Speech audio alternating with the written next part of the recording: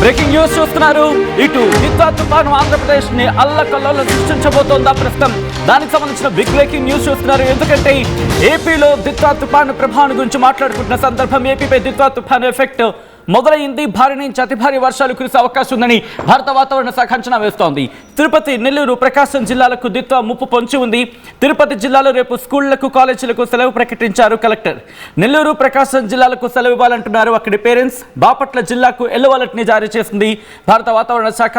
చీరాలలో బీచ్లను మూసివేశారు అక్కడ అధికారులు అంటే అర్థం చేసుకోవచ్చు. భారీ నుంచి అతి భారీ వర్షాల నేపథ్యంలో ఇప్పుడే కొద్దిసేపటి క్రితం భారత వాతావరణ శాఖ ఇచ్చిన ఆ రిపోర్ట్ నేను మీకు చదివించే ప్రయత్నం చేస్తున్నాను. ఎందుకంటే ప్రస్తుతం ఇది గత 6 గంటలకు 12 కిలోమీటర్ల వేగంతో నైరుతి బంగాళాఖాతం, దానికి ఉత్తర తమిళనాడు, పుదుచ్చేరి తీర ప్రాంతాల్లో ఉత్తరం వైపు కదిలి ఈరోజు అంటే నవంబర్ 30న ఉదయం 8 గంటల 30 నిమిషాల ప్రాంతంలో అక్కడ కేంద్రీకృతమైంది. తూర్పు ఆగ్నేయంగా 100 కిలోమీటర్లు, కరైకాల్కు తూర్పు ఈశాన్యంగా 100 కిలోమీటర్లు, పుదుచ్చేరికి ఆగ్నేయంగా 110 కిలోమీటర్లు, అలాగే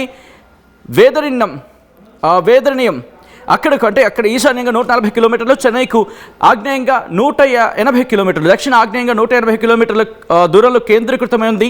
ఉత్తర తమిళనాడు, పుదుచ్చేరి తీరాల నుంచి తుఫాను కేంద్రం దాదాపు కనీసం 70 కిలోమీటర్ల దూరంలో ఉంది. ఇది రాబోయే 24 గంటల్లో ఉత్తర తమిళనాడు, పుదుచ్చేరి తీరాలకు సమాంతరంగా ఉత్తర వైపు కదిలే అవకాశం ఉంది. ఉత్తర వైపు కదులుతూ తమిళనాడు, పుదుచ్చేరి తీర ప్రాంతం నుంచి ఈరోజు మధ్యాహ్నం కనీసం 60 కిలోమీటర్ల మరియు సాయంత్రం నాటికి 30 కిలోమీటర్ల దూరంలో నైరుతి బంగాళాఖాతంలో కేంద్రీకృతమై ఉంది అంటూ చెప్పుకొచ్చింది భారత వాతావరణ శాఖ.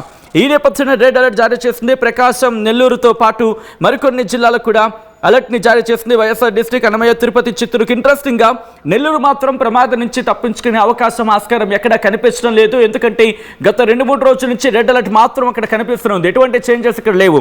ఇంట్రెస్టింగ్గా ఇప్పుడు ఈ రెడ్ జోన్లోకి నిన్నటి వరకు లేని ప్రకాశం ఎంటర్ అయ్యింది. అలాగే వైఎస్ఆర్ డిస్ట్రిక్ట్, అన్నమయ్య, తిరుపతి, చిత్తూరు ఈ అదృష్టవశాత్తు రెడ్ నుంచి ఆరెంజ్ అలర్ట్లోకి వెళ్ళాయి. అంటే ఇక ప్రమాదం పొంచి ఉంది. ఒక్కసారి ఆ ఫస్ట్ మ్యాప్ని మీరు చూస్తున్నారు.